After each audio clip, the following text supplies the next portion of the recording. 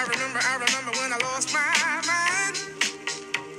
There was something so pleasant about that place. Even your emotions have an echo in so much space. She used to be an actress. Did you ever do anything out of the song? I think her biggest deal was she starred in a pilot. What's a pilot? Well, you know the show's on TV. I don't watch TV. Yes, but you are aware that there's an invention called television, and on that invention they show shows. Keep it down. Yes, I'm aware. Keep it down. Just don't shout in the mic. Am I talking too loud? You got just give it go. Well, the way they pick shows on TV is they make one show, and that show is called a pilot, and they show that show. One show to people who pick the shows, and on the strength of that one show, they decide if they want to make more shows. Some get accepted and become TV programs, and some don't. They become nothing. She starred in the one that became nothing.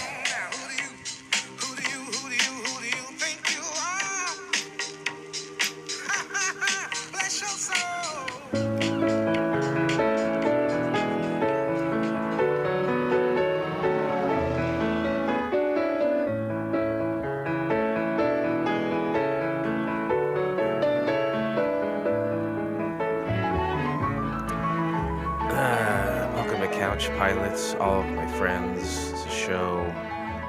It's a podcast I've been doing for a long time now. I'm Jason, and with me is the man who's ready for the nut house. It's Captain Philip Restisher. Good evening. I love you. I love you too. Thank you very much. I have. Turn down the headphones. What are you doing? When do we start yelling on the show? You think we're yelling? I think you're yelling at like you're. I don't feel like you're yelling at me. I'm excited. Okay. I'm excited. Okay. There's a little button right there that you can maneuver. I just usually don't have to maneuver it though. You know, it's like something's different. Yeah, something's different. You're wearing sunglasses. You got a hoodie on. It's bright down here. I think you changed the wattage. Yeah, I changed everything to LED. You went to 100 watt. Oh, 100 million watts. Whoa. For only a nickel a day. That's a good deal. I would do it too. But it's. I mean, you're yelling. It's brighter down here. I'm reacting appropriately. Yeah, and you're drinking soda pop. You did not bring your. Usually, just a little behind the scenes for everybody. Usually, bring a little green tote. It's an old 7-Up 6-pack holder. It's 8-pack, and a former lover gave it to me. Oh, former lover. And it's one of the black ladies. Oh, really? Mm-hmm. Oh, nice. Is that why you play that song? Big shout out to Shawnee. G's up, hose down. Mm-hmm. You're wearing sunglasses. You have your hoodie on over your headphones. That probably is what it is. It's probably echoing. It's probably like I'm sure it's not helping. That place in Australia that's like a half of a dome. Half dome.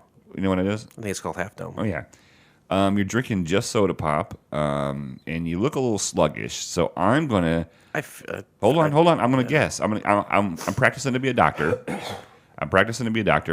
And I'm gonna say you had sex last night. No. I was. I mean, you were out with me for a little bit last night. A little bit. Yeah. And I didn't go to destination number 3. Well, a friend of the show, Amanda. Yeah. It was her birthday. So. Birthday girl. She was looking super fly. I don't really want to do a lot of talking this episode. Tell the folks what happened. Well, Brian, Amanda's lovely husband, said, "Hey, let's go out for my wife's birthday." Yeah. And we're like, "Okay, where does she want to go?" And then he texts back, "Well, let's go to the Moose. She wants to experience the Moose." And I was like, "Wow, that's not a way to set up." Don't make fun of Blake. I'm part of the Moose too. It's like making fun of me too. Well, I was like, "Yeah, it's not going to be a joyous birthday." Right. But then I thought about it. I was like, "Ooh, people are going to drink. They probably want to have some food." I was like, "Well, we don't have any food on Sundays." Well, who has a birthday party on a Sunday? The person whose birthday it is on that day. That's maybe? That's true. So we went.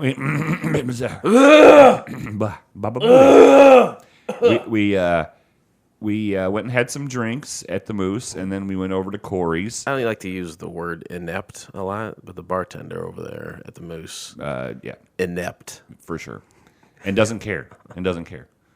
I was so what's that? To her, she's doing you a favor. I was forlorn, like waiting for my beer, and she looked at me and said, don't be so sad."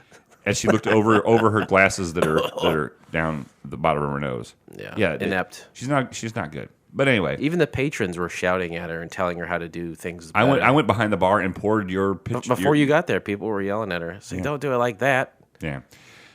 We had some drinks there. Amanda experienced pull tabs for the first time. We went to Corey's. The stewardess, Molly, got off work. Yeah. She joined us. And during the dinner, there was, by the way, very upset with my dinner, but we're not going to talk about that. What was it that you had? I had fajitas, and there was no meat. I had enough meat for 2 tacos. Do you think that it's your fault for getting fajitas at Corey's? I've had them there before. Okay. It had been good before. Yeah, well, yeah. I didn't. There was no meat. There was no meat. We don't have a guest on the show today. Sure. So we're just. Okay. I thought I'd interject it. I'm sorry, I'm out of sorts. You said you don't want to talk, but you wanted me to tell a story. I was getting ready to finish the story. Okay, we have some dinner and some drinks, and some people come up with an idea to go out again, like to the next place, and I said no. My wife said yes. We came home to switch cars.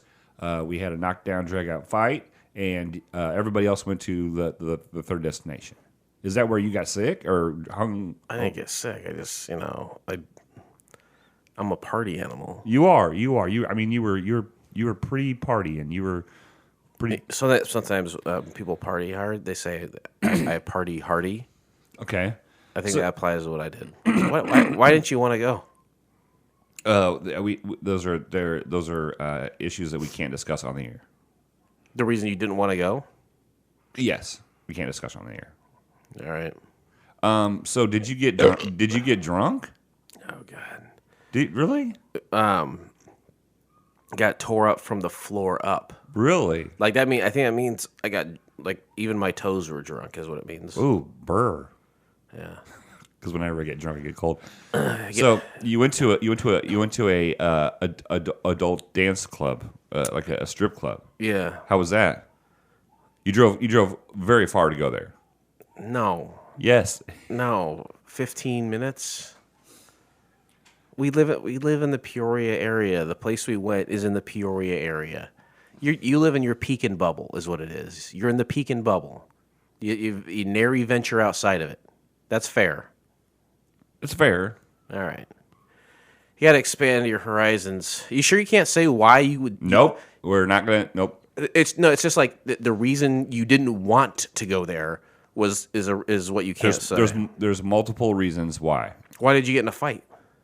Because my wife wanted to go, and she's a spoiled brat, and so if she doesn't get what she wants, she gets mad. But you left Destination 2, everyone thinking that you were going to go. Because I wasn't going to cause a scene in front of my friends. Mm-hmm. Instead, you just let them all down. Yeah, basically, right. pretty much. Yep.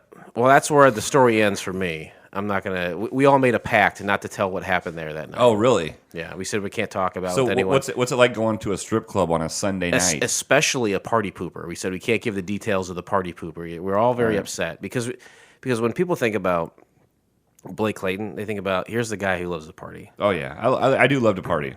It's not a joke. Yeah, No. It was like we want him here, and then he pooped on us. He put his poop on us. So. The only thing I'll say is there weren't many people there, so employees or people, both. But it worked to our advantage. Oh, did you get a lot of attention? I'm not gonna say. Okay, I'm not. I said what I said. Did you get a dance? I'm not gonna say. Okay, I'm not gonna say. All right. Well, you don't have to tell me, but you can tell the listeners because they probably want to know. They care about your life and they want to hear all the interesting stuff you do, and mostly. For being in the condition you are, there's got to be a banger story. Well, in there is, and we don't have a guest, so go ahead. We don't have a guest, so go ahead. What do you mean? We don't have a guest, so we have time for your story, your banger story. I don't know. I feel like if I tell the story, you should say why you didn't go. I feel like what it has come. This is get back at Blake and make him feel bad. We wanted you there. I understand. We that. all and wanted you there. I wanted to be with my friends. That's and I stressed that last night and this morning in the text chain. I did want to be with my friends, but there were a number of issues that made me decide not to do that. I can't even imagine what those things are. Anyway, Did you get a lap dance? I Did you go home with the only employee that was there? will tell you this. Tim made sure to tell one of the employees there that he had a Tesla. Nice. I tried to talk to Tim about his Tesla. Yeah. And he didn't want to talk about it. In the potty. Well, he had dick freeze. Yeah, that's something I didn't know about Tim, and now I know it, so I'm not going to talk. You guys to him. were both trying to pee together, and not like in the same urinal, but like No. probably side by side urinals. Well, there's only one urinal and one toilet, and the toilet was occupied, so I was just standing by the sink okay. talking to him about his Tesla. And as soon as you did that, he said, "I can't pee now," and then he left the restroom. Completely left the restroom. Yeah. I didn't feel bad though. No, that would come later. Well, I'm sorry he had a big fight. It's all right. I can't help you unless you want to be helped and talk to me. But what are you going to do? There's nothing you can do to help me.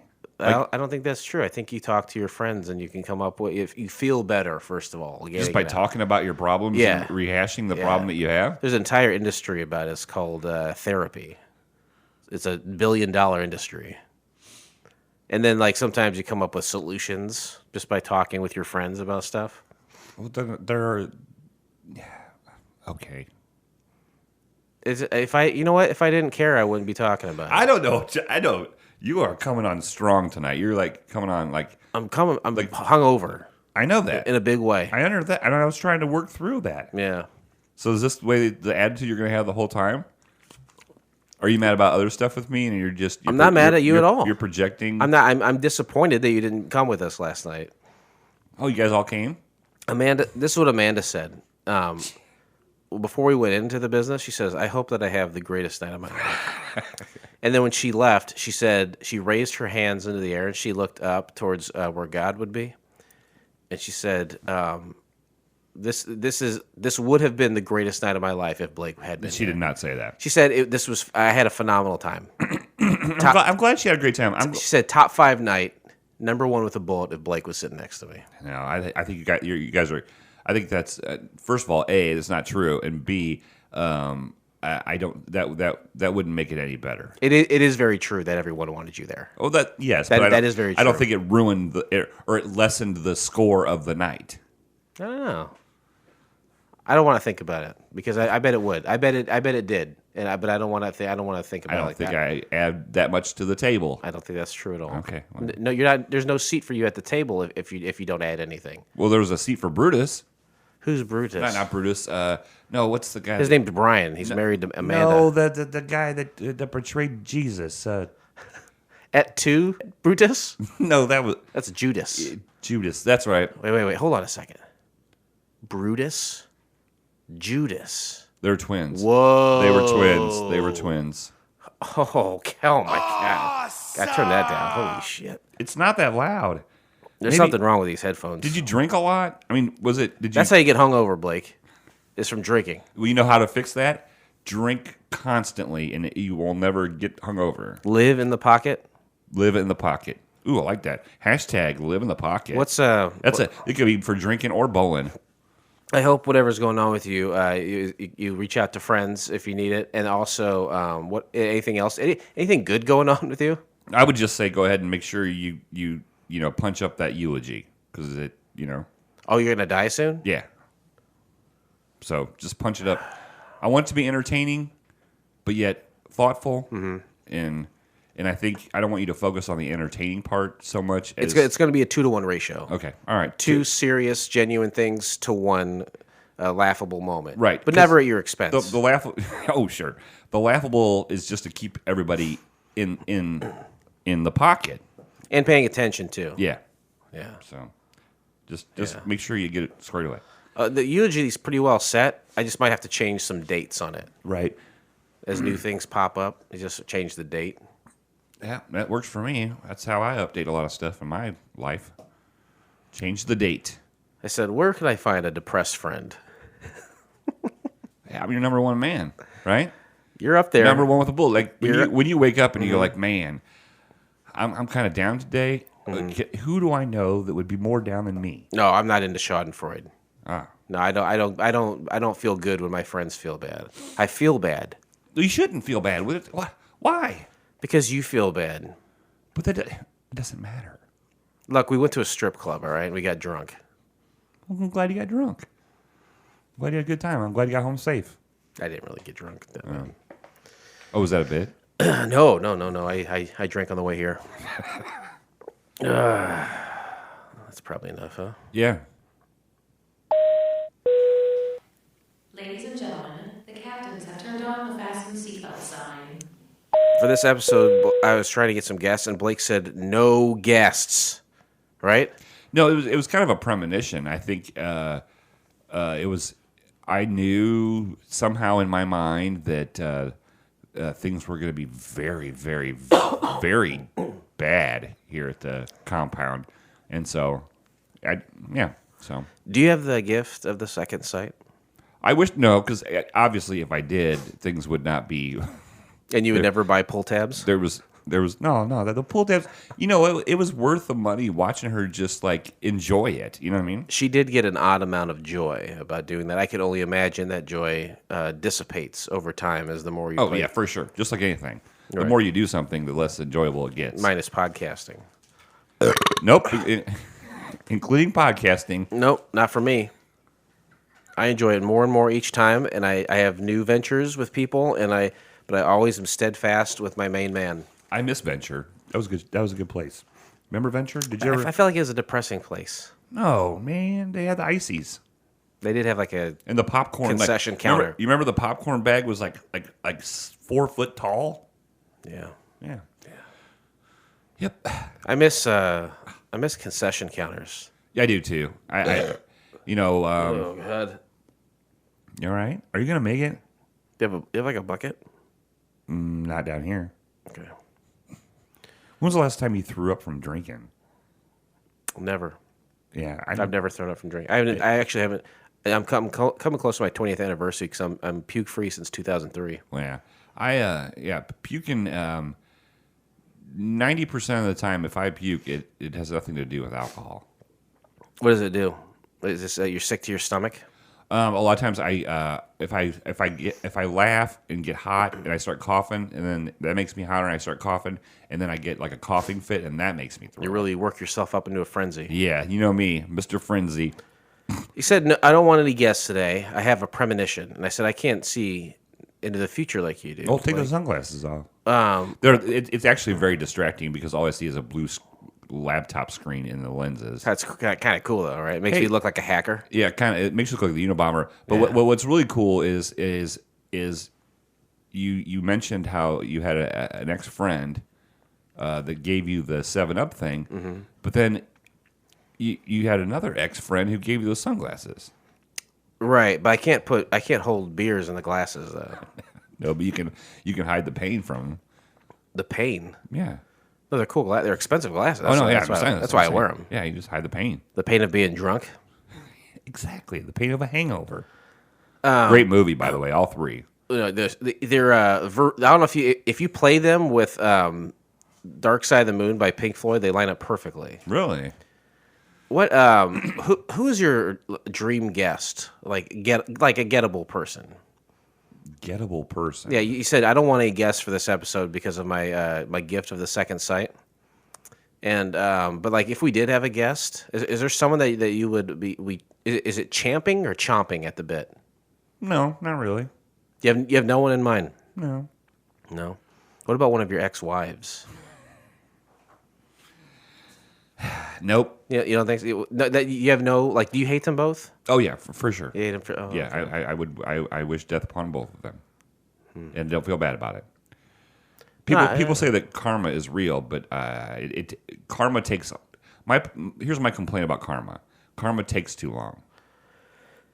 Karma is the hippies' god, right? Because when we think about God, you're like, man, what I'm afraid of more than anything is dying. But if there's a God, then I can go to heaven and be with Jesus Christ Almighty for eternity. That makes me feel better. But the hippie says, Yeah, there's probably not a God, but I tell you what there is, karma. And I know that everything comes back around, and that makes me feel better. The truth is, neither are real. You're probably it's probably like unplugging a TV when you die, you know? Yeah, probably. And then karma, there's no karma. What kind of TV? Like an LED or? Like, No, an old CRT television Oh. with the tube that holds the charge forever, and even 40 years later, you touch it, you get a big zap. big old zap. All the hair on your arm falls off. Jason got a big old zap. He touched a TV. But there's no karma, Blake. I'm sorry. It's not real. You can't say that to me. That's basically the last thread I'm holding on to. You have of to. hope. You have to make your own luck. I have to kill people myself then. If that's how you're interpreting what I'm saying, absolutely, I want you to kill people. Nice. Can't wait. Will you help me? I don't want you to help me kill them. I just want you to help me get rid of them. You got a Sawzall, right? I do have a Sawzall. Give me like a schedule to work with. I got some stuff on the calendar. Sure. No, yeah. I mean, I'm not going to plan it out right here. Oh, no. No. That would be ridiculous. Can I turn the lights off in here? You can if you want. It's fine. All right, is that better? Jesus. Put them back on. You look horrible. Do I look bad? Did you drink that much? God. I have bags under my eyes. Yeah, you don't usually do that. I have bags all the time, just because of life. But it's karma. Okay, now we're all right. We got the crappy haircut. I can see your big forehead. It is a big. You know what? Here's a funny joke you missed at the at the hootenanny? at the adult club. I said Brian and Tim are both bald fellas. Mm-hmm. And I said, Brian and Tim are both bald. How is it my forehead's bigger than both of theirs combined? That's funny. That's pretty good. That's pretty good. Sorry, It's called self-deprecating. Sorry, I missed that. Mm-hmm. Yeah. So would my forehead look smaller if I had a haircut? I think the fuller your hair is, the more accentuated your forehead is. Yeah, I should get a bald cap. No, I just Bald cap. go back to the old days. Like time travel? Yeah. Definitely do time travel. Don't go get a haircut. Make a machine, invest money to get time travel, and then do that. Invest money to get time travel? What's up? Make a machine for time travel. Yeah, I'm no good with money. Hey, just so you know, I only have half an internet in this house. I don't know what that means. Well, I have two forms of internet. There's two different routers in this house. Do you pay two different services? No, one service comes in, but I got two different routers. Okay. Because of the mansion, it's so big and everything. But right now, I'm steadfast at one. Okay. Why are you telling me this? And just to let you know, the puppies chewed up the Ethernet cord, and yeah. So we haven't mentioned that. You have two new puppies. You have two adorable puppies. They're adorable. They're cute as hell if they're sleeping or you're holding them. But you have two full-grown Great Danes. Yep. And if you're an idiot, then you don't know that Great Danes they're massive dogs. I would say the size of show ponies. Yeah, some are. And ours then- aren't as big as most. And then you went to Molly and you guys No, grabbed no. each other's hands and looked at each other's eyes, and at the same time, like you're going to do a body switch comedy, you said, "We need two more animals." Nope, that's not how it went at all. It's not? Nope. Tell us how it went. It went. I was sitting down here and recording with my friends Jason and Blake Shemansky. Oh, you called Shemansky a friend. Yeah, of course he's a friend. I gave him a book. I gave him a self-help book for his wife. And that she'll never open probably. But it was a gesture of friendship. I thought, in my opinion, that's the way I didn't know you did that. That's wonderful. He was right in front of you. I think I probably wasn't paying attention. Sure. Yep. So my wife texted me in the middle of recording after I'd been drinking, and it was a big old long text, and I started to read it, and I didn't finish reading it yet, and I said, nope, that's fine. And in there, it was, we're going to foster two Great Dane puppies that are 8 weeks old. Mm-hmm. So, yeah, that's how that went. Yeah. So, they're cute. I'm gonna make you hold one of them. I want to. Yeah. I came in the house with dog treats, as I often No, do. yeah. I did a little prep work and put all of them away Yeah, I know. so we could get down here. This is not your house anymore. This was run by animals. Your beautiful kitchen table, I think it belonged to Virginia, your grandma. It's down here. It's been moved to accommodate these animals. Yeah. Yeah. And sometimes I don't use the word inept very much. I don't know what that word means. I also don't use the word hellscape very much either. What's inept? That's what your bartender is. She's unable to. Inept is being unable to perform A the duty or task. Okay. All right. Yeah. Some would say I'm inept at podcasting, probably. I don't think that at all. I look to you. Yeah, I would say all of the guys that are our friends, we all look to you as our podcast mentor. I have. I very rarely do I listen to our show. And last couple times, of course, I listened to the one with my dad, for sentimental reasons, and then I listened to the one with Shamansky. Yeah. And I thought, I do not contribute anything that's valuable to this show. Well, joke-wise, I think you feel that way because material-wise. you're not interested in doing it anymore. No, that's not it. I am Okay. interested in doing it. right. I'm doing it. I'm doing it kind of good. You represent Pekin. You were raised up near Chicago, right? Is that how the song goes? Ladies love Cool James. Yeah. Look, today we discussed the pilot episode of The Nut House from the year of our Lord 1964. Great year. That's a pretty good year, probably, because I think it was the Beatles. Like, Beatles were hot, right? Oh, yeah. Yeah. I Want to Hold Your Hand, Ed Sullivan. Like, we're in the... That's the time that they held Ed Sullivan's hand. Remember that? Oh, yeah. Hot. I mean, everybody was like, are they gay? And I'm like, no, just... yeah. And British people do that. It was the first time, like, gay culture emerged Yes. into the mainstream.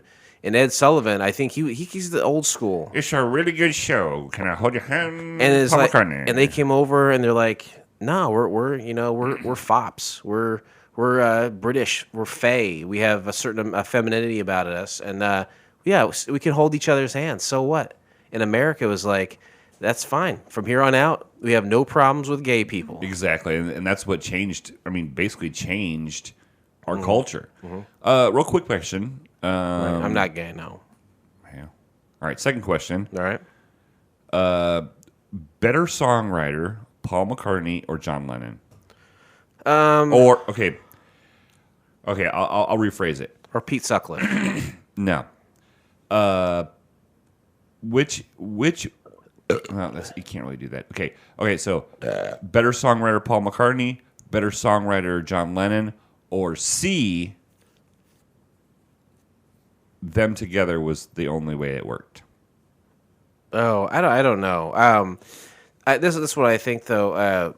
John Lennon dies and becomes immortal. Sure. When that happens, you become a god essentially. Right. He's in that new Mortal Kombat game that they're releasing. Yes, it's you have to fight Shao Kahn and then you can get to John Lennon in the final match. That's to save Outer World. Yeah. The New York streets. And then you have to battle a copy of Catcher in the Rye. Ooh, that was the seal of the deal. Anyway, You're not much into music. Like, you're into music, but you're not like deep into it. Like you, to me, I don't think you're like, this person's was a songwriter and it was amazing and it touched me. I think you just like. I don't let musicians touch me. First of all, Well, you're old enough now. You can. I touch them. Ooh. It is I who do the touching. I think, but like I said, I think people would be like, "Oh my God, John Lennon was amazing. His solo albums were incredible." But then a lot of the credits and it were both of them together. But then I think that new documentary came out, and people were like, "Oh, look at Paul go to work on his own. Holy hell!" I really do think I genuinely think the magic is in the two of those guys working together. But I think more and more is coming out where people are probably leaning more Paul. Yeah, I think drugs got a hold of John Lennon, and that really decreased his creativity. Which happens most of the time. A lot of people a lot of songwriters and stuff that are really, really good, and they start doing a bunch of drugs, they still think they're really, really John good. forgot to live by the golden rule, and Yeah. that's live in the pocket. Yep. Right. Hashtag live in the pocket. Got to live in the pocket, John. You can't let it overtake you. And you can't do no drugs, John. Yeah, I mean, come on, even Ball did drugs. Let me touch you a little bit and then go do some drugs. Nice. Stay in the pocket. Okay. Did you watch those? The Yeah, Beatles documentary? Yes. Was it? What are they on? Disney Plus, right? Yeah. I haven't seen them yet. Don't. Why not? They're bad? It's just long and drawn out. I mean, it's drawn out. I've heard people fawn. Oh yeah, no. There's people who have like super jerk off sessions watching them. I heard there's a bunch of guys that were jerking off while watching it.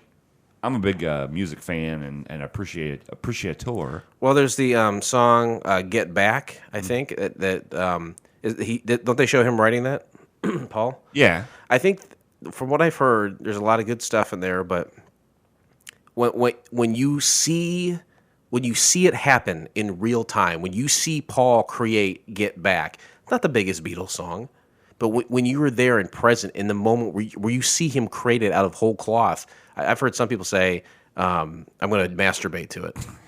Yeah. But I hear that's an incredible moment. Yeah. I mean, it was all right. Like sometimes people, do interviews like, "This is how I thought of this song." Sure.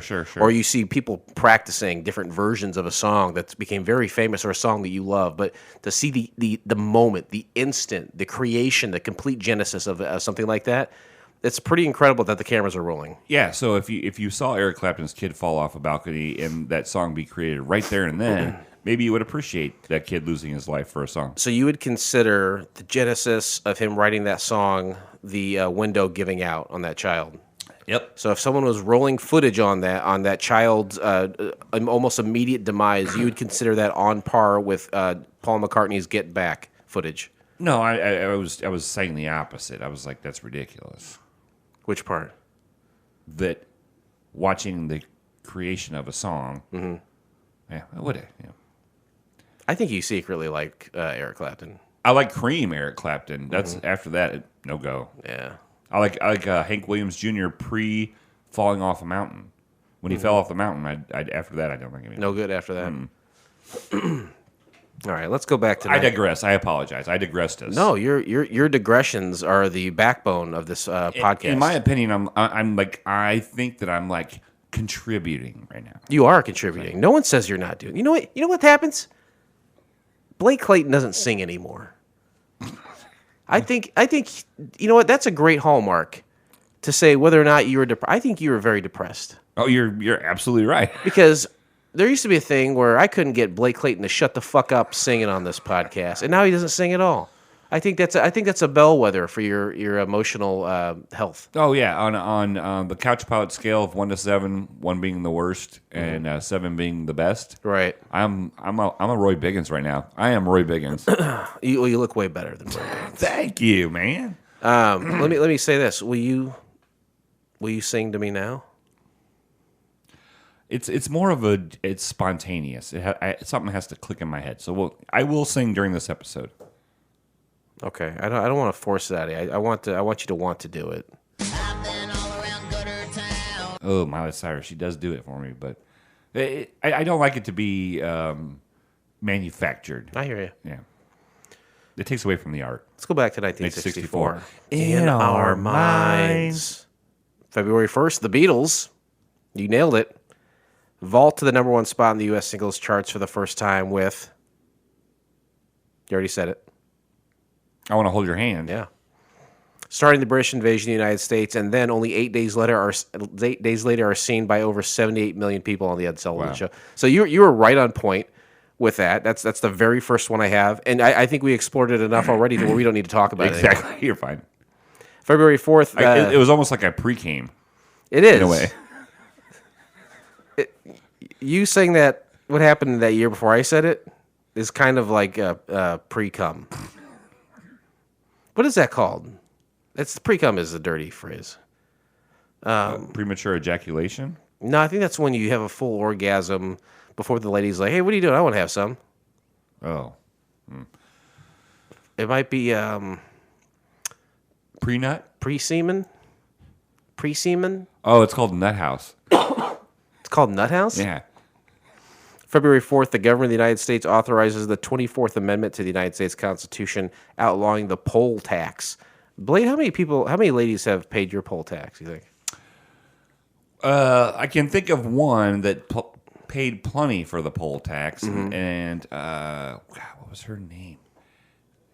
It was the girl that bought me stuff for sex. Oh, yeah. Yeah. Gift cards and clothing and stuff? Yeah, got some button flies.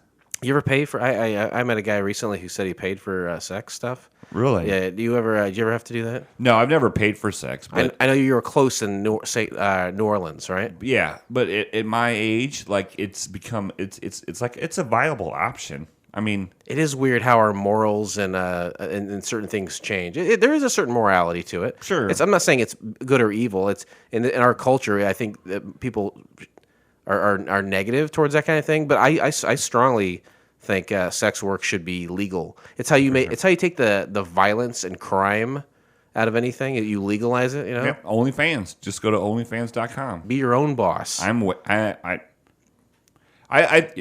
okay. Are we gonna sneer us right now?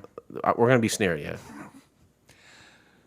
Yeah, money is always an issue. No matter who you are, money is an issue. Making that money to pay the bills, right? Amen. And I'm like, there's all these semi-unattractive women, that are supposedly making all this money on OnlyFans. Yeah. But primarily men are paying. There's not a lot of women probably like paying for stuff on there. Just get a camera, jerk off in front of it, and for guys, who gives a fuck, right? Yeah, I'm not gay. I'm not gay if you're watching me jerk off. Gay for pay. You hear that phrase before? But no, gay for pay. But there's not another man involved. They're not touching. Me. Right. Yeah. I have a podcast I listen to. Go figure. And it's on there. It's called Go Figure. It's called Go Finger, and and they have a guy on there sometimes who's who does OnlyFans, and he's not gay, but it's a lot of dudes obviously that are paying him, and he makes a good amount of money. Sure. I don't know how. I think he's like physically in pretty good shape. I'm not saying you're not, of course, but I'm just saying. I'm saying there is a space. Sure. For Blake Clayton to put his dirty feet in front of the camera while he eats a bowl of Captain Crunch, right? The only thing that I went through the pros and cons, right? And the only con is you have to go to other social media platforms to promote yourself. Mm-hmm. Basically, you have to do commercials. You'll basically outing yourself to the world as a guy who spreads his butt cheeks apart. Right. Yeah. So would that be part of it? Do you think? Would you spread your butt cheeks apart if you were on OnlyFans? I mean, if some guy messages me and says, "Hey, I'll pay $150 for a 5-minute video of you spreading your ass cheeks," that's $150. Let me ask you this: it took us 6 months to make $150 on Patreon. Why not do it in 5 minutes? Where's that pro and con list? I want There was a lot of pros and only one con. Here's the thing: if you did do that, would you wax? Oh yeah, because I could pay for it. Like I could pay to get professionally waxed. You get waxed, and would you bleach? No, there's no need to bleach it. Would you start tanning? It's all a natural. Mm. It's besides the waxing part. Right. You don't want any. You don't want your view to be obscured down there. You got to get rid of all the hair. Well, sure. They want to see the golden ale. They don't want to see the call bushes. it? The golden ale. The golden ale. They don't want to see the bushes in front of the golden ale. I'm using the wrong keywords on porn sites, I think. February 27th, the Italian government asks for help to keep the Leaning Tower of Pisa from toppling over. Have you ever? You've never been out. You've never been to Italy, right? No, me neither. But I know of the Leaning Tower. They ask who do they ask for help? Other countries? Yeah. For money? Yeah, some of those European countries are like Greece, right? I think they're like, hey, we created democracy. It's like, well, you fucked it up because you're like broke and everyone's always like pointing their fingers and laughing at you. And all the guys were fucking each other that created it. They a lot in of the bathhouses. In the bathhouses. Yeah, that's what did it. The fall of democracy in Greece was because of all the gay guys fucking in the bathhouse. If the if the tower is falling over, there's probably had a company come out and say, we'll move it back up and we can get it perfectly perpendicular to the ground, 90-degree angle, right as rain. They said we don't want that. I want to keep it leaning. It's got to lean a little bit, right? And it's like, well, how can I ensure my work? You Right. know what I mean? Like, Otherwise, it's just the tower of pizza. yeah. Are you gonna have people take pictures and not pretending they're holding it up? You know? Right. Just leaning against it. Well, then you would have people taking pictures of them trying to push it over. That's true. Yeah. They really dropped the ball on that. They had a good 200-year run of those kind of photos. Oh, we got to go back now. It's straight. We can look like we're trying to push it over. I'm in 1964. I was negative 17 that year. Jesus, I was up with karma in heaven. sure I was negative 11. Mm-hmm. Wow. Why do we choose to watch The Nut House? There was And it's quiet if you can. I'm sure still echoing in my head. 3 simple criteria. A, it was a pilot television show that never went to series. Number 2, we had to find it on the internet. And number 3, it had to be free, baby. You probably wonder, where can I find The Nut House? I'm just coming. I say I had COVID-19. I didn't bring it up, but I didn't know if you wanted to. But I had it. how was it? It's fine. I had the baby version of it where it's Omicron. Do you think the baby? Ooh, I love that Transformer. It's my favorite. Yeah, it's a Volkswagen Bug. Yeah, I had the one that was turned into like a ghetto blaster. Do you feel as though since you had the shots, you got it less than if you didn't have the shots, or do you think It's impossible for me to say. Okay. Look, I'm getting my booster Wednesday. they say it affects the elderly, and it affects people with pre-cum conditions, Right. and then it also affects the obese. And I wouldn't consider myself obese. I definitely got a few extra pounds on me here, but I don't feel like I was in a category where Sure. But I still had a shot. I didn't have any boosters, but I had the shot. I don't think that if I had COVID-19 that it would kill me. I think it might suck for a couple days, but I think we all know this is the watered down version of it. You've had the flu before. Have you ever been sicker than you were when you had COVID? Oh yeah, I've told absolutely everyone. I felt like I've had colds. Like almost every cold that I've had has been worse than this. All right. COVID-19 Omicron edition is a bad. It turned into a boombox. It's a bad name. It's bad branding. Let's go branding is what I say. Let's go branding. But you should have you shouldn't name it that because it's like it might kind of be that. But once you say COVID, people get very scared, and understandably so. But the Omicron is like everyone's gonna get it. It's insane contagious, but it's like a light cold.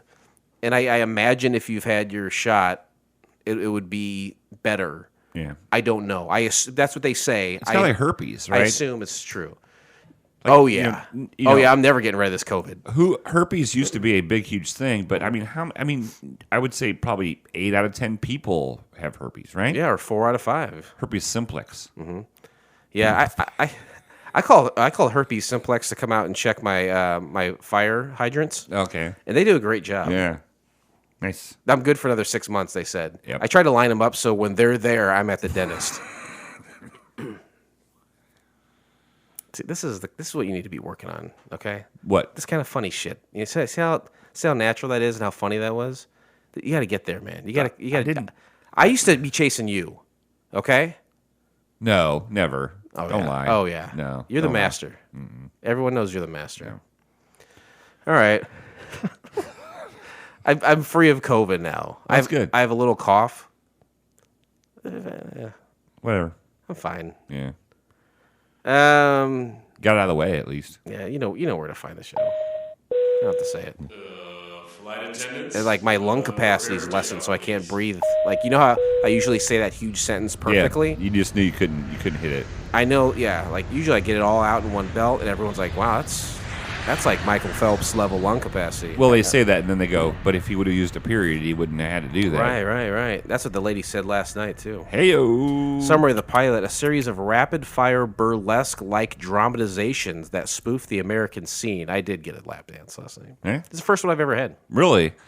God, I wish I would have been there. We all wanted you there. I forgot that you had never had one. I've On a scale of 1 to 7, how was it? it was fine. It was good. Well, it's not like I've never had a lap dance before, but I've never had one. Oh, at a you've strip had club. girlfriends give you lap dances. Yes, I've had that. Oh, I've never had that. I've had girlfriends do that, but I've never paid for it at a strip club. Yeah, What? I mean, she's cute. She's 4'11", short lady. really? Yeah. She said she gets money from the state because she qualifies as a midget. I said, you should. I mean, I know you're that. Little but you can't say person. it. Yeah, you can't say little that. person. Yeah. What the last time that I was at the place that you guys went, they had a baby shower for one of the dancers on the stage. I think I remember you telling me that. She was the only girl working. There are other people there, like patrons. But they're just there because. But she sat down. She sat down with us the whole time and talked to us the whole time. Well, we were what there. else are you gonna do? There's some weirdos there, and she's like, that guy with the 6 head over there. It's bigger than a 4 and a 5 head. He's the least creepy guy here. I'll go sit at that table. Nice. And she said to me, she said, I don't know you very well, and I'm going to ask you to give me money, but I think you should get a haircut. I said, that's not how you approach a patron. No, not at all. But God love her. She's doing the God's work. She's doing interesting facts. Ladies and gentlemen, welcome to Interesting Facts. This is the part of the show where Jason has scoured the internet to find facts about this show that you may not know. Please don't taint someone else's experience. Keep your opinions to yourself. And Jason, let's get facting.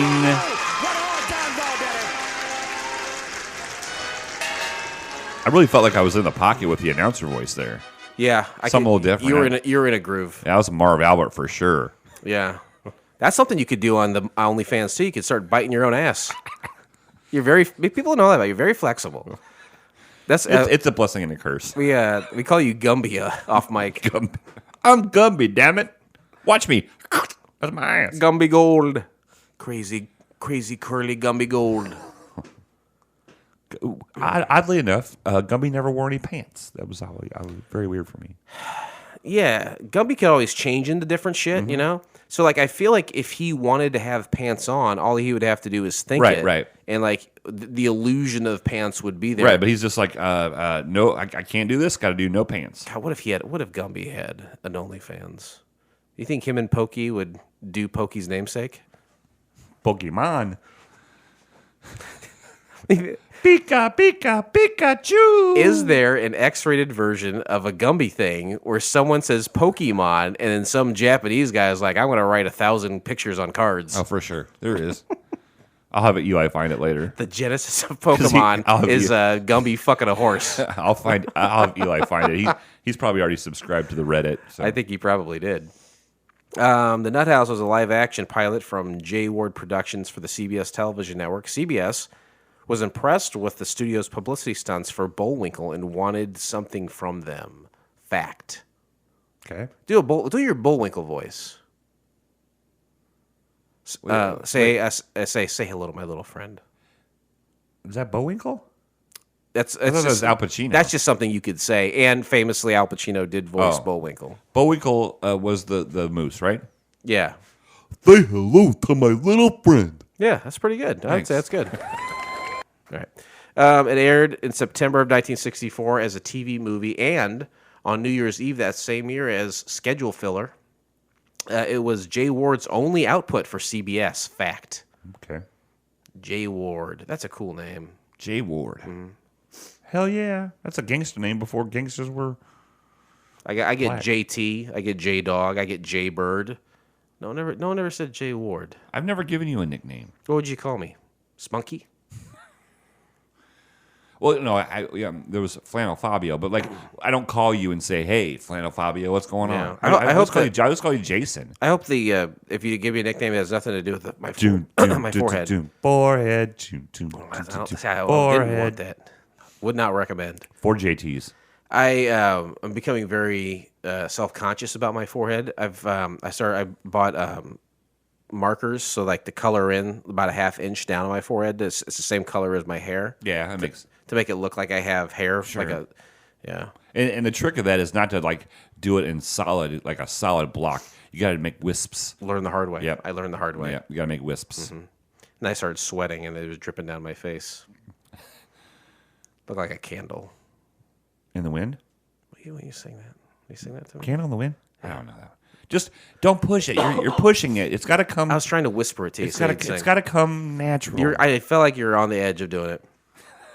This video cuts out the animated bridges featuring the Nut House Squirrel, some of which were later reused as blackouts for a 60s talk show. Fact. Blackouts. At the very beginning, there's a bunch of there's a cartoon thing. A lot of animation. And there's a squirrel. It was very Rocky and Bullwinkle-esque, for sure, art-wise. Yeah. Well, the CBS studio, or that J. Ward Productions, apparently had something to do with Bullwinkle because CBS like that. So it was the same style, I think, of animation. And then at the end, they had a squirrel wearing like a Napoleon hat, right? And I saw that, and I was like, Nut House, squirrels. Hey, I know squirrels like nuts. Nuts. I bet if this show went on, that squirrel would have been like the mascot of the show. And here we're learning that some animations were taken out of the squirrel. Wow. Fact. Didn't give the devil's due. Jack Margolis, one of the show's writers, would in the 1970s write the pro-marijuana book A Child's Garden of Grass and the comedy movie Linda Lovelace for President. Fact. Ooh, nice. End of interesting facts. Good job. I like those. Okay. Twitter responses. Twitter responses. I wonder if Jason got some Twitter responses. I can hear it in your voice. What? Hear what? I want to take you out for a steak dinner. No. Oh, my birthday is coming up pretty soon. I want to buy you a silk robe. No. I just want you to take me to dinner because my birthday's coming. I want to buy you a silk robe and kimono. Kimono Dragon? Mm-hmm. Hugh Hefner supposedly was a bad guy, all of a sudden I heard. There's some documentaries coming out saying he's a bad guy. Is there an old pornographer who isn't a bad guy? Hugh Hefner's son says his dad was not a bad guy. He might have been. He was definitely a good provider, right? I mean, sure.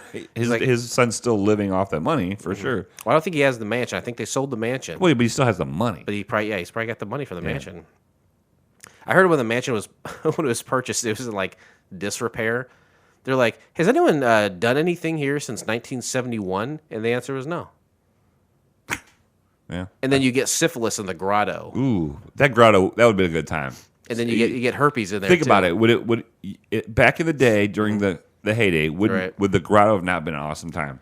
If you're going to catch a disease like say Legionnaire's disease, I would want to get it from the grotto. Yeah, that's I would have paid big money to hang out there for a night. Mm-hmm.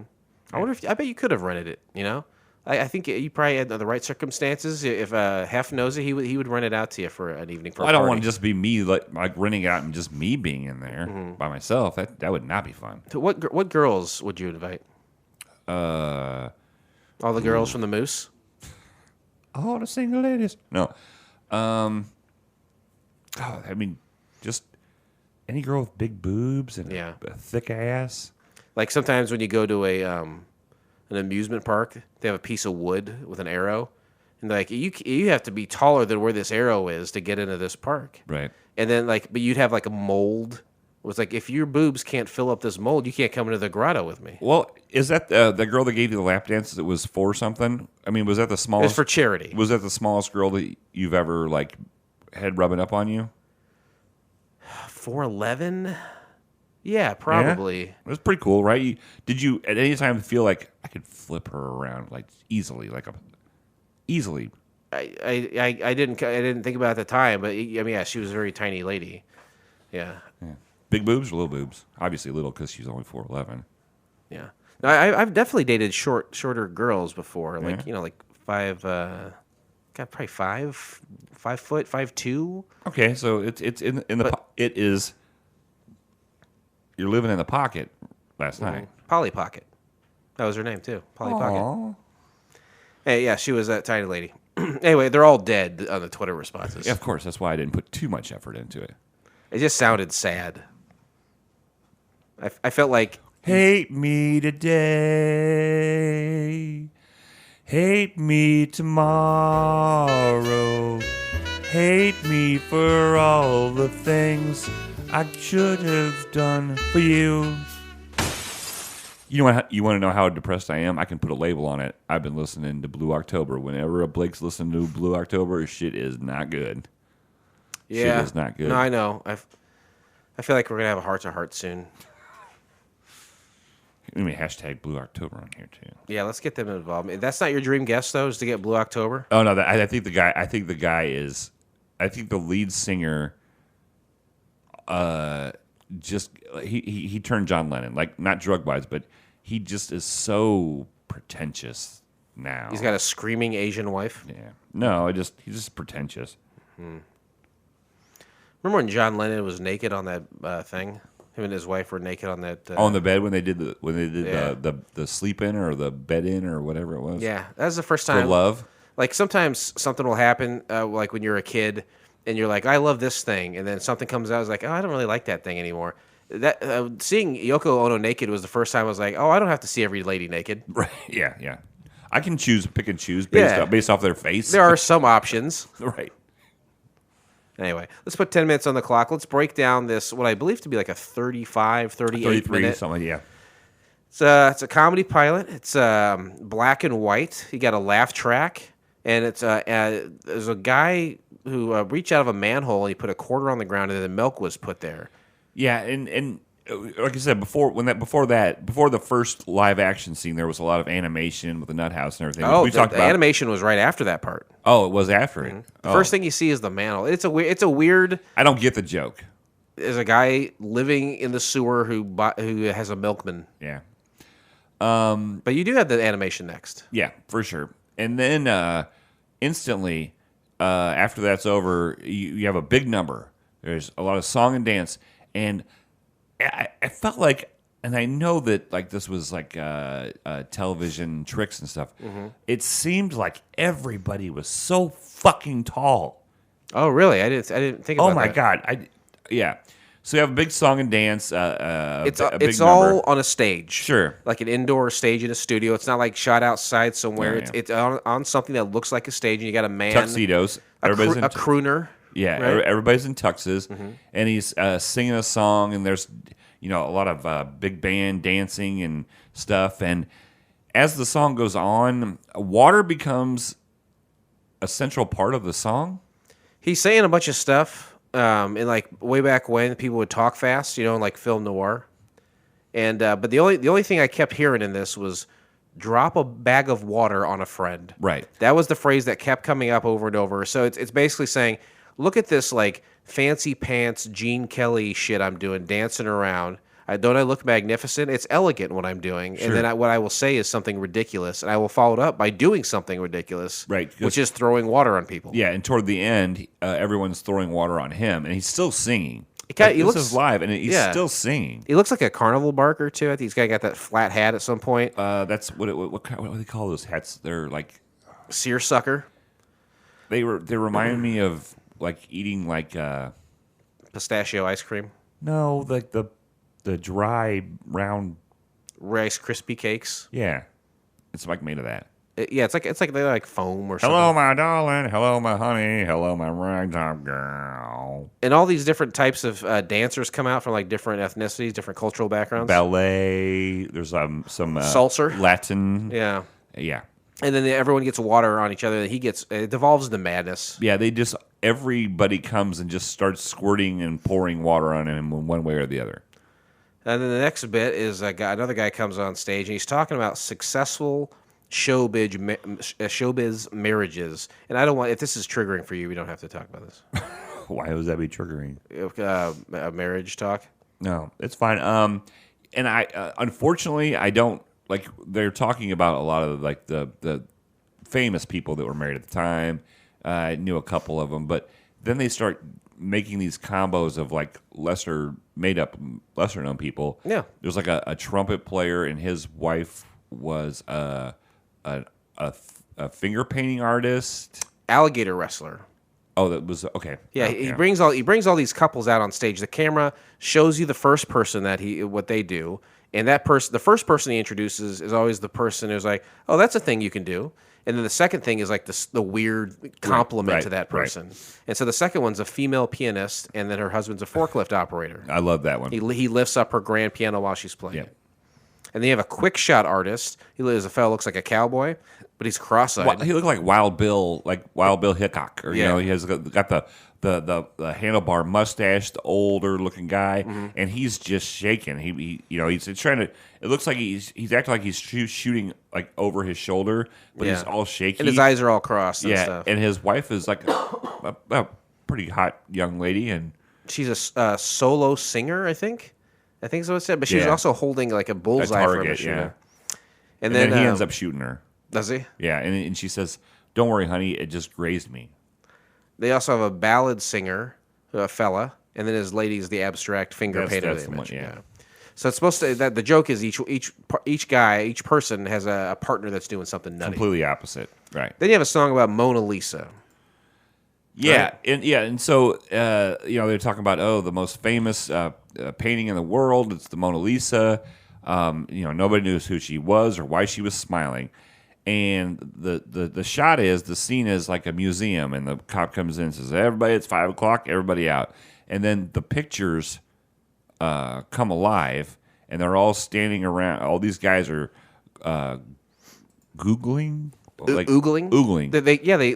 They They're hot for Mona Lisa. Yeah, we're in a gallery, and these guys step out of these famous works of art, and Right. they approach her. Right, and she comes out of the what I thought was kind of cool. I mean, you could tell that it was live action. It was not the real painting, but like when she starts to like do her big number where she comes out, it was kind of cool how she like came out of the wall in the frame. I thought it was pretty cool. Yeah, But it was just middle-aged men gawking over a very mildly attractive woman. they're all like begging her for information, but she doesn't give them any information. that's the bit is we're asking her all these questions, and she's doing the very round, basically like a wife does. Never really answers the question. That's right. And then you want to kill her and then organize her burial with your best friend. Amen. High five that shit. It's funny you said something positive though about this sketch, because I also put there is a good premise here. Yeah. There is something to this sketch. My biggest beef, we'll find out right now, is that Wait, stop. At the count of three, we're going to say your biggest beef, because I think it's of the whole show or just this bit. of the whole show. Okay. One, two, three. Too Sketches long. are too long. Yeah. Yep. Sketches are too long. No, yeah, that's Yep. We are agreeing on that. And this is too when I first noticed, I've seen these people before. These are a lot of like the featured players that are in the previous sketches, Sure. playing the husbands and the wives and the crooner and all this. And then at the end of that bit, the carnival barker from the beginning with the water bit, he reappears and walks off with Mona and some water. yeah, for sure. So the last bit, you remember this? Last bit of the show? Well, no, I'm sorry. missing. There is one more bit. I'm sorry. The next one is it's set up by a lady. She comes out on stage, is addressing the camera as it pertains to film editing. Did we miss the stand up? I think I accidentally typed over that because I don't see it. But you're right. Yeah, but I think because That's one of the first things. The stand up was before the Mona Lisa. My computer sometimes will jump to a different cell, Sure. which I use for whatever reason. I use Excel when I'm taking notes, and I was scrolling through here and I was thinking, I missed this. Yeah, no. Please regale us with that because my notes are missing. Yeah, it was before the Mona Lisa bit. It was a guy came out on stage, obviously a suit on, and he did a comedy, like kind of like a Letterman or So like stand-up. a Carson. Yeah, that comes out, and it's all about owning a falcon and hunting with a falcon. And to be honest with you, like I didn't get it. To be at first, it was not funny. In the middle of it, it was funny, and then it tailed off. So I mean, there was some funny jokes. This 1964, we're talking the beginning of like Catskills stand-up comedy. Sure. This is the beginning of stand-up comedy. Right? Yeah, and the guy did pretty good. I don't know who he was, but I mean, it was pretty good. It was okay. I didn't think it was that great. Yeah. But I don't know. There was a couple of them. The thing that if a stand-up comic laughs at his own joke, like really laughs at his own joke, Right. I'm like, okay, you're just. But you can tell a difference between a fake laugh, like, oh, I always laugh at this, like Dave Chappelle, when he'll tell a joke and he slams his microphone He's on been his in leg. there for 20 years. Yeah. But that's part of it. That's not. He's not laughing at it. He said that joke 100 times. It's so synonymous with him and his He has to comedy keep doing that it. if you go to his show and he doesn't do it, you are disappointed. Right. Maybe the joke doesn't land for you because he doesn't do that.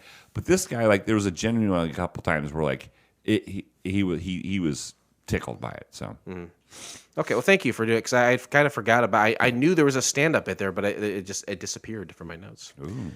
But yeah, the one of the last bits here is a lady talking about.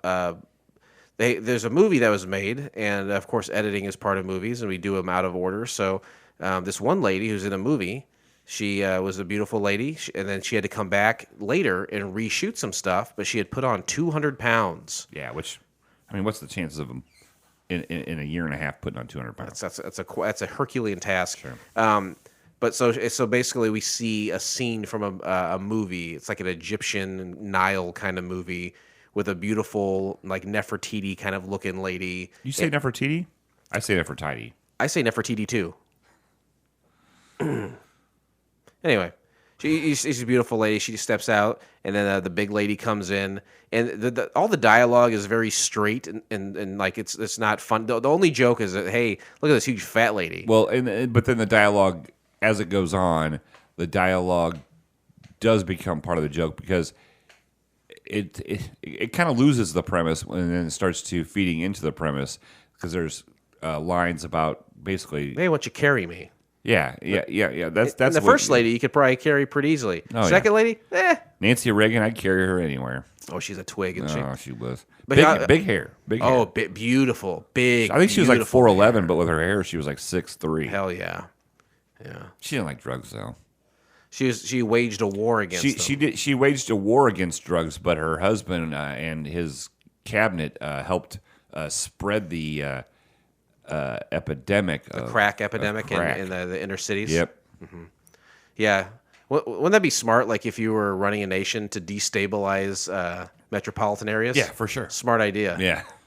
Way to go, buddy. What the fuck's in those jelly beans?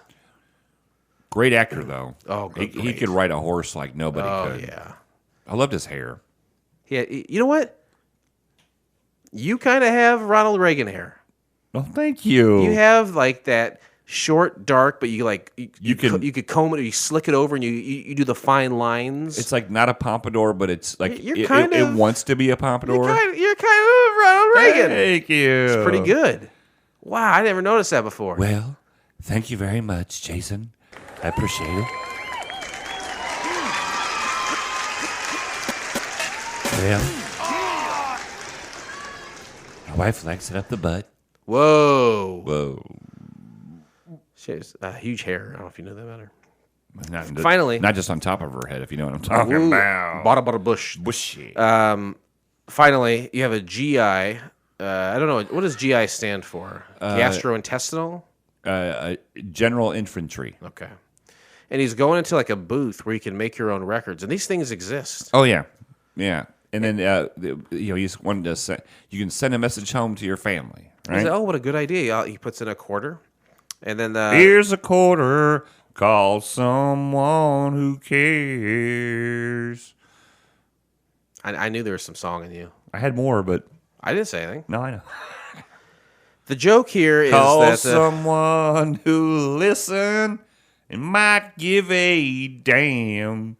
Maybe one of your sordid affairs. But don't you come round here handing me none of your lines. Here's a quarter, call someone who cares. wow, powerful stuff.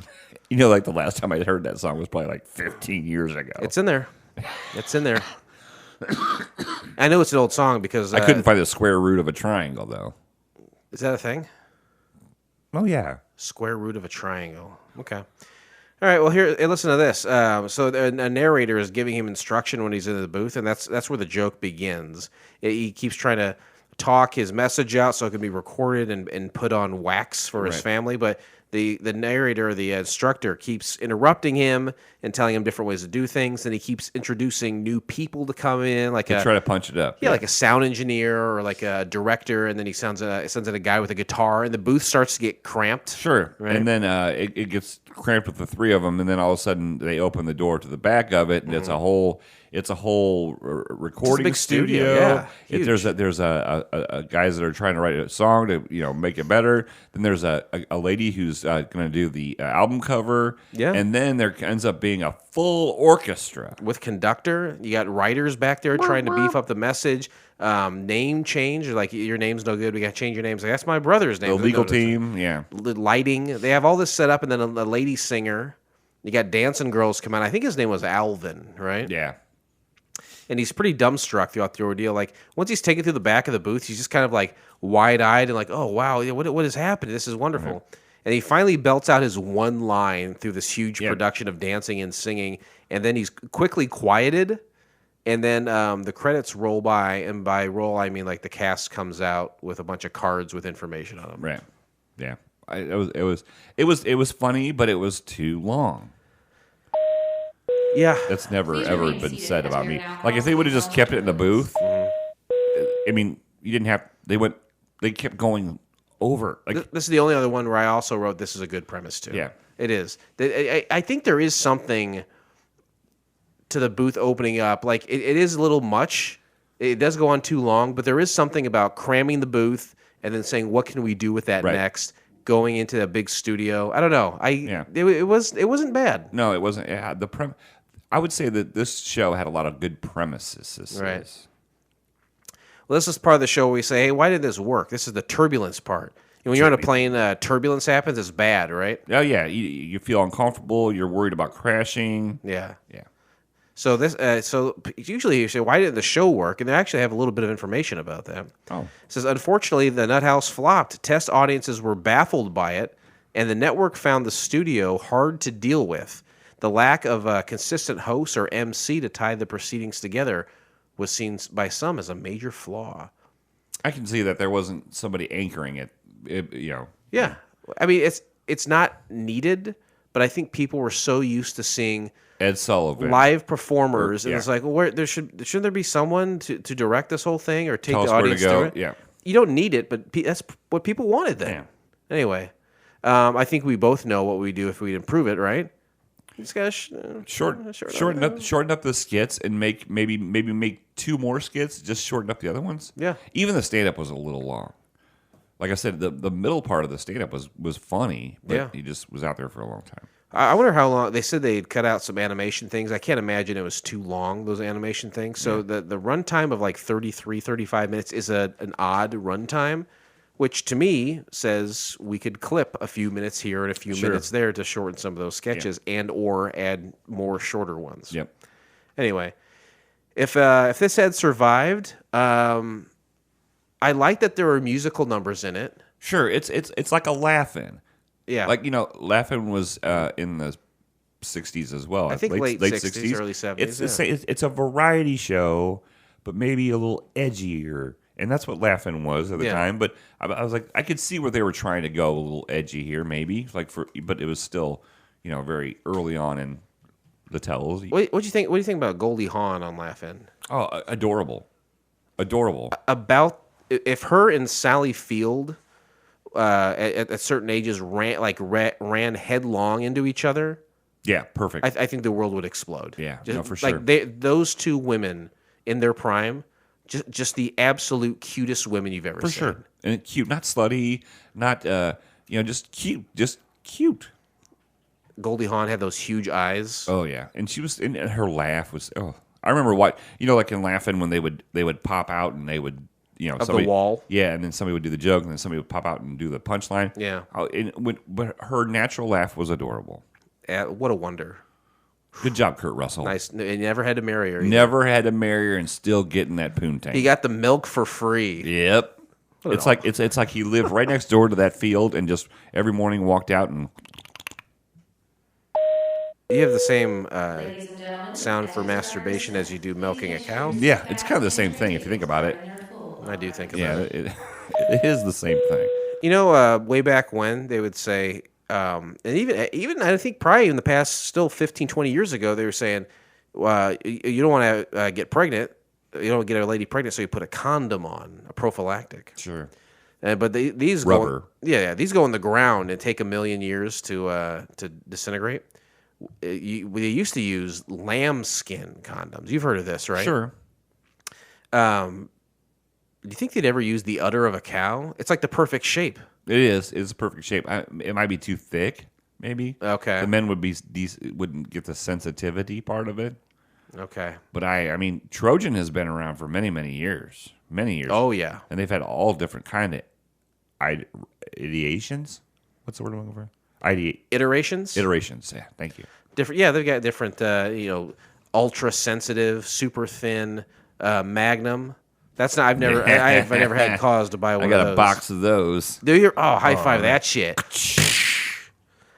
But yeah, Why did you look like you were shooting your head instead of high fiving me? I'm trying to be simpatico with your emotional state. But yeah, you think where else in nature could we find something kind of the shape of the penis, and then maybe cut that off the animal and put it over my penis? But then, again, at the end of the udder has a little hole. Oh, yeah, that's true. Like it's a lady fucking an NBA player. So Heyo, give yourself a drum on that one. Nice. That was good. It pours out of me. I don't know. It just pours out. I've got to learn. I've got a lot to learn from you. You sure do. This part of the show says final descent, and that means as the show is coming to an end, we would talk about what other people had to say about the Nut House, and there's information out there. Oh, there is. My God, what's going on upstairs? There's a stampede. There's a stampede. IMDb. What does that stand for? Do you remember? Internet Movie Database. That's right. That's exactly right. Birds. There's a score there. Do you care to venture a guess? 1 to 10 decimal points in play. What people from around the world rated the Nut House? 3.7. It's a 6.6. Wow. Mark of the Beast. 6.6 is? Yeah, 6.6. Look it up. It's in Revelations. And you will know him by his name. Beelzebub, Lucifer, 6.6. Viewer reviews. This one's from MPD Media. This is just in June of 2019, so not too long ago.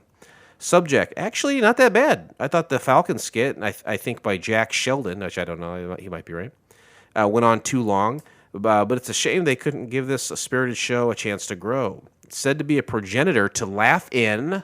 Damn, I am on it tonight. Alan Suze is in a couple of skits here. I liked Mona Lisa, Cleopatra, and the GI recording skits best. Stars show up with signs and last minute, but I did a Google image search to verify most of them. So like we said at the end, the cast was holding up cards, almost like cue cards with their names on it. I think also the names of the other people involved in the show. Yeah, and I know for a fact that the stand-up that did the Falcon, he was in the Mona Lisa bit, and he was the guitar player in the recording bit. All right.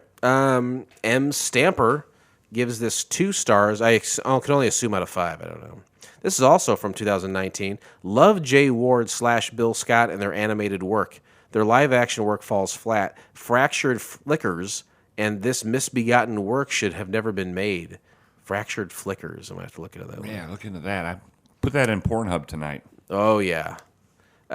Jack Gates, just 2 months ago, says, Jack Sheldon was many things, but never actually played guitar. So you're right. There it was, the guy had the guitar in the booth. Not Carlson, but Merv Griffin's musical director and sidekick for many years. Great clip. Thanks so much for posting it. Need to get it more exposure to the many Sheldon fans. So Jack Sheldon may have been his era's Paul Schaefer. Yeah, there you go. Good servant. Because he was also, I mean, no, that's fine. He was also the trumpet player in that bit, the husband and wife thing. He was the trumpet player. Okay. Whether he was really playing the trumpet or not, I don't know, but he was the same. They had their own little cast and crew there, didn't they? Good servant says just 1 month ago, going out with a net was still legal back then. A net footed cello. Like a space net, like a butterfly net. I don't know what he's referencing.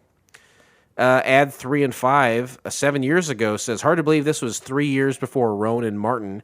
I think Laughing is what that was, right? Roan and Martin's out. Yep. And a decade before SNL. The pretty dark Falcon sketch and the ending are the best parts. I like how the ending sketch starts pretty mundane and then gets more ridiculous. Comments. There was a lot of comments for this. I wasn't expecting as much. It is 11:11, and the temperature is 69. It's 69 degrees outside. So. Oh, God, I wish that were true. God, I would love 69 degrees right now. I would just love a 69. I would like 98 degrees right now. Mm-hmm. Bye, bye, bye. I remember when 98 Degrees would sing Bye, Bye, Bye on MTV. Yep. All the girls would go crazy. What is? How do you grade this? You think? We should go off of a rating scale from a 1 to 7, and it's based off of characters from the television show Wings, which is one of the best television series out there. And it's not. It's like sometimes you go to RottenTomatoes.com. You're like, should I see a movie? What do the critics say? They'll say critics give it a 57. It's like, oh, that's not great. But the audiences give it a 95. That's who you need to listen to. Well, I would say Wings, I think, is as almost 100% both critics and audience. Really? Wow. Just incredible. Wow. Masterwork. And so that's how we base our rating scale. And that's a 1, that's the worst you can be. That's a Roy Biggins. And a 7 is the best you can be. And that's a Brian Hackett. And that's how we do it.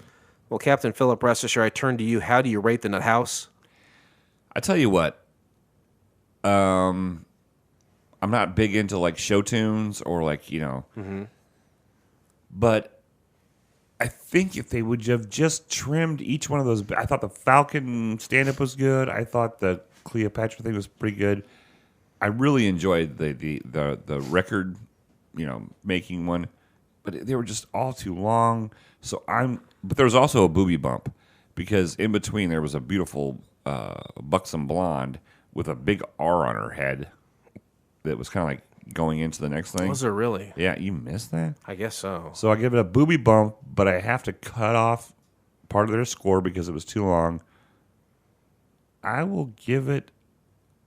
I can't do halves, right? You can do whatever your heart tells you to do, Blake.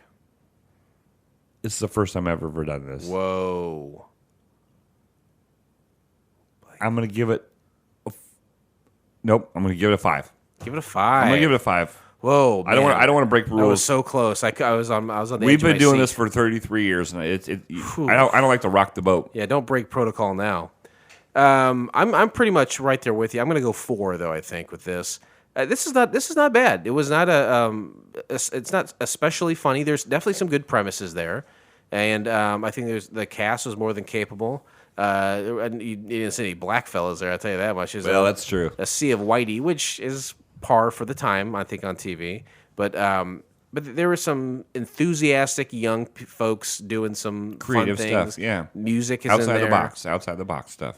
And it's easy to say, hey, why don't you do like a host, like we talked about earlier, one person to bring it all together, or maybe it would be cool if you had a guest host every week. Hey, what if we added live musical performances? But then I'm just creating Saturday Night Live. Right. So right. Having the Nut House and leaving it for what it is, I will say I give it a 4. And with my score of a 4 and you have yours of a 5, we shall close the book on the Nut House, and we will never speak of that show again. Yeah. But join us next time, won't you please, when we watch the pilot episode of The Secrets of the Bermuda Triangle. We were supposed to record that tonight. We're not doing it. Right? Did you end up watching it? No? Okay. It's an hour and a half. Did you know that? Did you know the Bermuda Triangle is an hour and a half long? Yeah. Yeah, I did. I'm sorry. I'm just trying to write it. Here's a little something to wet your whistle. After a strange storm in the Caribbean causes a boat to sink, a family finds itself stranded on an island in the 27th dimension. Another dimension. Another dimension. Don't you tell me to smile. You can find the entire episode of Secrets of the Bermuda Triangle by subscribing to Couch Pilots on SoundCloud, Spotify, Apple Podcasts, or your favorite podcast app. My COVID's not going to let me do it. I have COVID-19. You had it. You don't have it. You had it. I had it, but the effects. Yeah, don't go upstairs and go, I have COVID-19. Your dogs already had it, didn't they?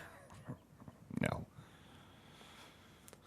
Look, Dogs don't get it. It's just a matter of time before everyone gets it. And I had a big dose of 19, and it's permanently scarred my lungs. I don't think I can say that last part of the show anymore. People, just go to YouTube, and you know what to do, Tube. Yeah, that's fine. Give us. I've been wanting to shorten this show up, and that, you know what, you not being able to say that twice has kind of cut like 45 seconds out of the show. You've been wanting to trim down the show times. Yeah. Yeah. I think we should do a tight hour. A tight hour. Mm-hmm. I have a suggestion for it too. Oh, let's hear it. No, we're not going to do it on the show. Okay. Well, we were supposed to record 2 episodes a night. You said I'm not doing that. No, I didn't say I'm not doing that. I said I'm not doing it. I don't like your attitude, Jason. I don't like you always bossing me around. You know what? I wish I hosted this show because then I could really tell the real facts. Go ahead. No. You do co-host the show with me. No, I said I co-host. Well, we both co-host it. But you run it. Go ahead. You run it then. No, I don't want to. I'm just what saying. The fuck are you complaining about? I'm just saying, but you are making comments that are not real. What really happened? And here you are immediately able to retaliate, which you're doing. You know what? I choose not to retaliate to negative comments. Are you rubbing your tits?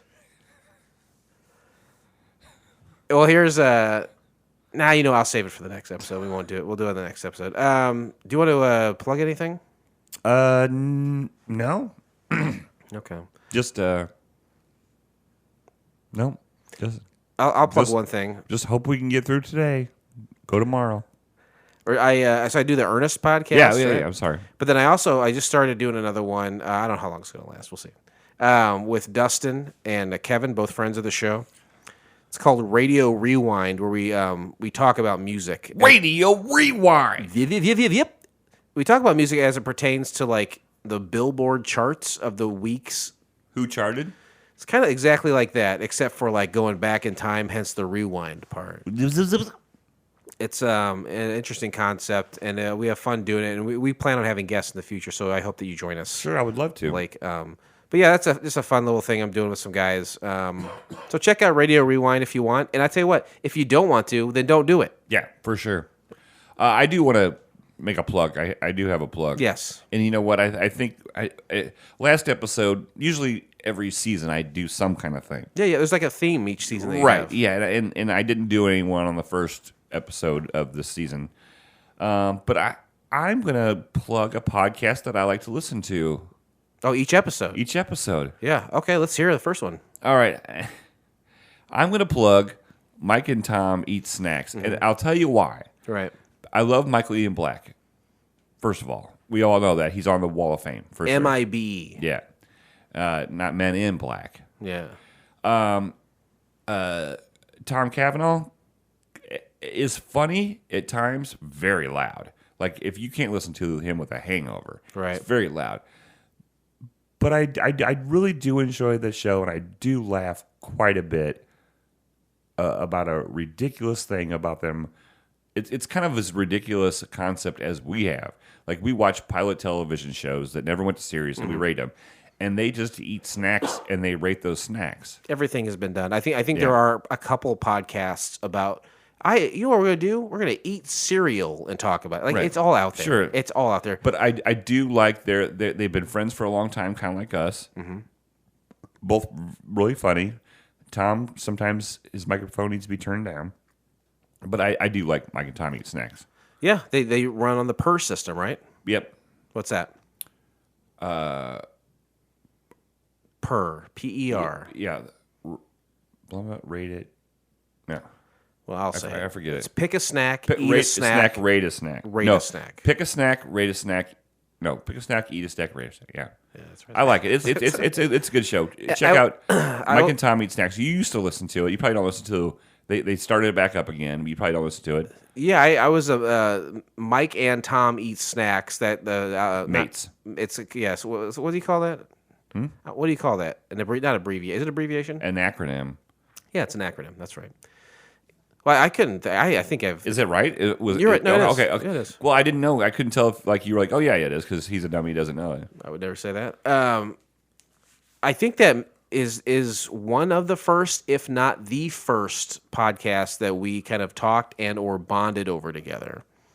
Yeah, I think it was one of the first It really ones. was. When we first met, sure. And then it was like, you know what a podcast is? I say, yes. I said, you do too? So I know what it is. And he said, check this one out. I was like, oh, I love Michael Ian Black. And then I let you borrow some Michael Ian Black related DVDs. Yeah. Yeah. I remember when you did that, this is how long ago, I was dating Molly. We just started dating, and I was staying the night at her house, and we played the Stella DVD. She's like, I hate you now. She's like, this isn't funny at all. It's very, very funny. And I almost should have right then just told her to fucking take off. You fucked up. I fucked up. You super fucked up. I'm a big fuck up. Jason.